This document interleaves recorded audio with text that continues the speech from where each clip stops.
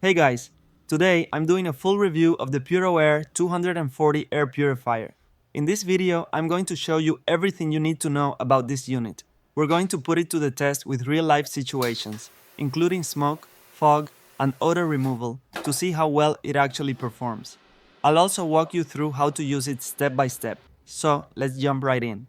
Starting with the unboxing, inside the package you'll find the air purifier itself, a support card with the brand's contact info, the user manual for setup, and your warranty information, which covers you for 2 years. Now, here we have the purifier itself. This model is rated to cover up to around 1000 square feet, which is big enough for most living rooms, master bedrooms, or apartments. It has a 360-degree design, which means it pulls air in from all directions. All those tiny holes around the base are the air intake, and that's where it soaks in the dirty air from the room.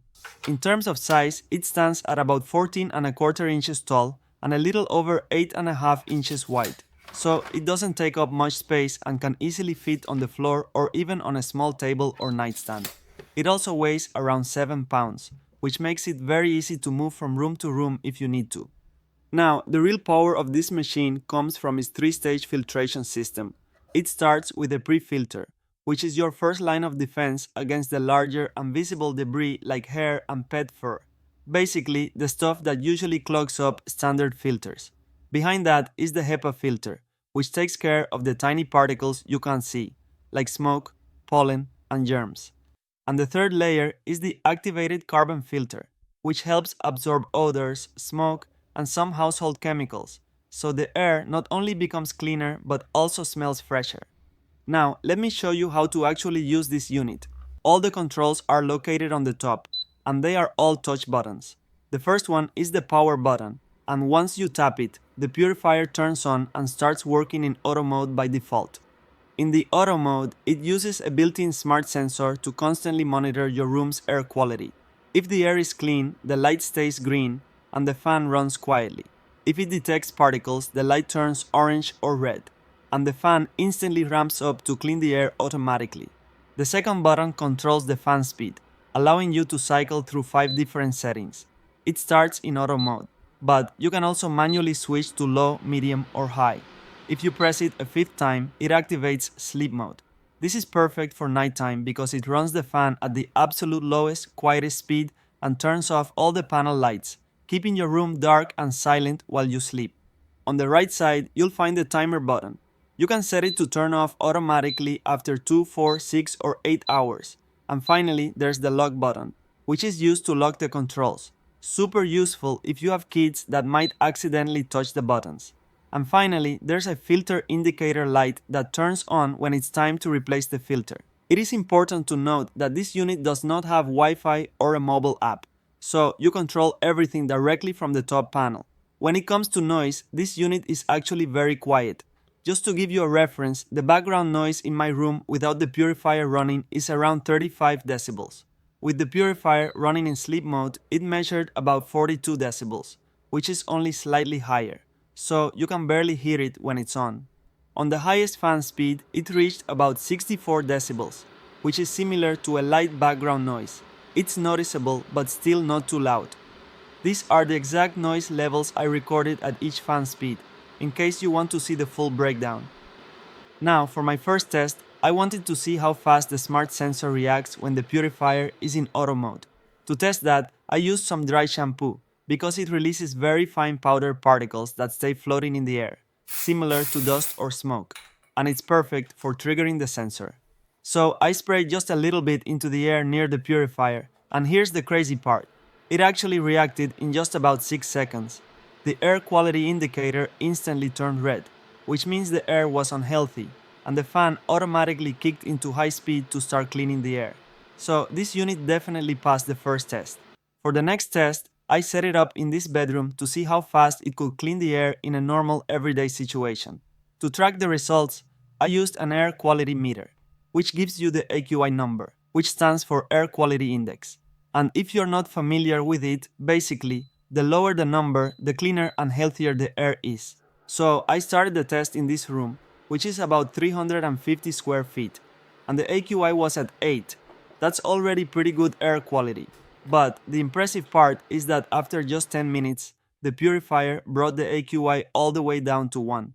That is almost perfect air quality, and honestly, that's pretty amazing for a regular bedroom test. Now, to really visualize how the airflow works and see if that 360-degree intake is actually doing its job, I decided to do a fog test. I filled this bathroom with thick fog for about 20 seconds until visibility was almost zero. I set up a laser to keep track of the fog density, and after 8 minutes, the air was clean enough that I couldn't even see the laser anymore. I let it keep running until the room was perfectly visible, and in total, it took just 13 minutes to get rid of all that fog. So, moving on, I wanted to see if this HEPA filter can actually clean the invisible stuff, the tiny particles you breathe in without knowing it. To track this, I used a professional meter to measure PM 2.5 and PM 10. These tell you how many fine particles are floating in the air. PM10 is the stuff you can usually see floating in a sunbeam, like dust and pollen. PM 2.5 is the dangerous stuff. These are tiny particles from smoke or fumes that are small enough to get deep into your lungs. Before starting the test, the numbers were pretty low, which means the air quality in the room was already clean. But then, I burned an incense stick for about 10 minutes, which made the air quality drop really fast. After that, the PM 2.5 and PM 10 levels went way above the healthy range. Just for reference, PM 2.5 should normally stay below 35, and PM 10 should stay under 50 to be considered safe. The AQI went over 200, which means the air was considered very unhealthy. So I started the purifier and set it to the highest fan speed. And here's the impressive part. In just 6 minutes and 30 seconds, the air quality levels dropped back into the healthy zone. And after about 20 minutes, both PM 2.5 and PM 10 were extremely close to zero, and the AQI went all the way down to 1. That means it basically cleaned all the smoke particles from the air, going from 200 down to 1 in only 20 minutes. Honestly, that's pretty impressive. So it's clear that this purifier does a great job with HEPA filtration, but now I wanted to test the carbon filter to see how well it handles odors and gases. A perfect real-life example of this is burnt food, that smell that usually lingers in your house for hours. For this test, I burned 2 pieces of bread in a toaster. I did this out in my backyard workspace just to avoid setting off the smoke alarms inside. Instead of measuring dust, this time I measured HCHO and TVOC. HCHO stands for formaldehyde, which is a harmful gas that can come from smoke, paint, and burnt food. TVOC are basically the invisible chemical gases that make up smells and fumes. So I let the toast burn until it turned completely black, and then I started the purifier. This is definitely the hardest test for any air purifier because particles can be filtered by HEPA, but gases like these can only be absorbed by the carbon filter, which takes more time. It took about 2 hours and 30 minutes to bring the HCHO levels down to 0.1 and the TVOC to around 0.5, which are considered healthy levels. While this wasn't as fast as the smoke test, that is totally normal. Gas molecules are much harder to capture than dust, but the important thing is that the unit did its job and cleaned the air. Now, let's compare this unit to its biggest competitor, the Levoit Core 300. These are arguably the 2 most popular models in this category. They both use a 360-degree air intake system, and they work in a very similar way. They also have almost the same size, same airflow style, and pretty much the same basic functions.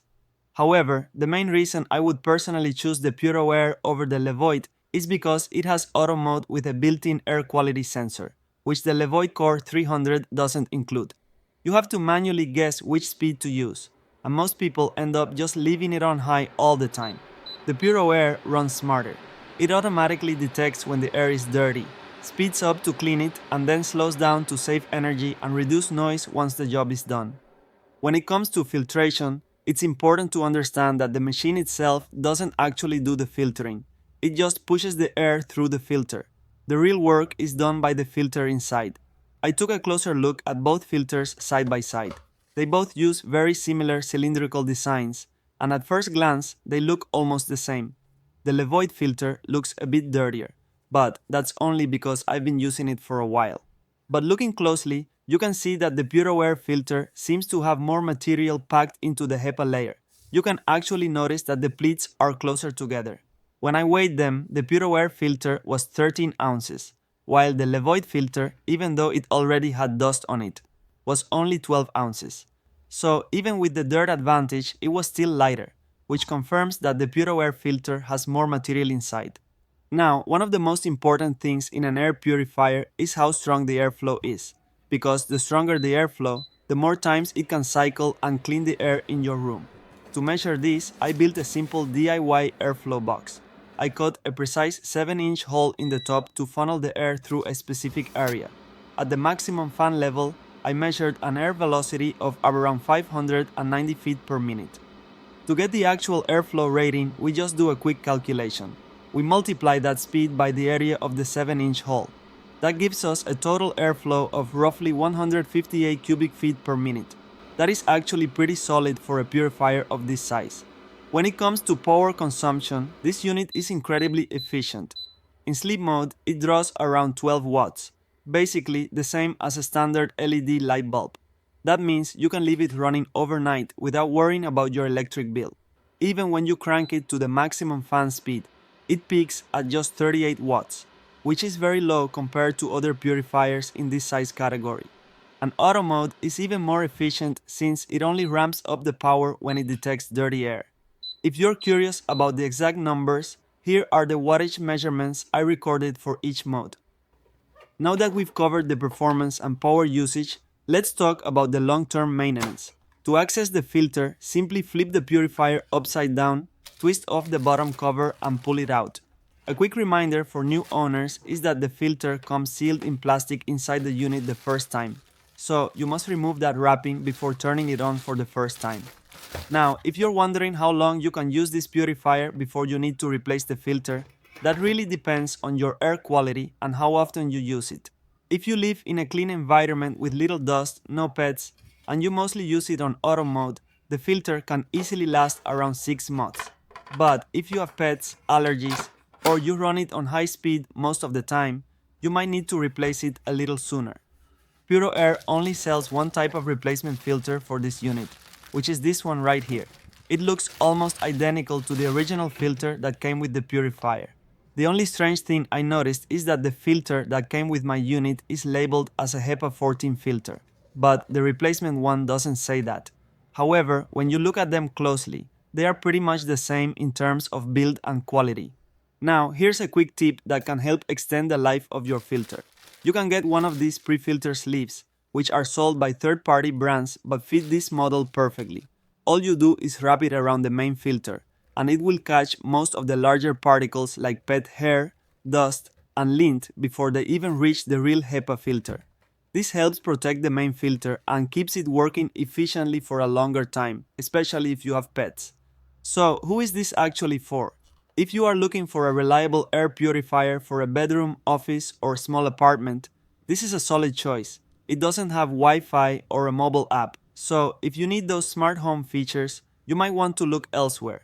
But if you just want a machine that you can plug in, set to auto mode, and forget about while it cleans the air, the PuroAir 240 gets the job done effectively. I will leave the link to this unit in the description below in case you want to check it out. If you buy through that link, I might earn a small commission at no extra cost to you, and that really helps support the channel. I hope I answered most of your questions, but if you still have any, please don't hesitate to leave a comment. Also, if there is something else you want me to try in the next video, just let me know. Thank you so much for watching, and don't forget to like and subscribe for more videos like this.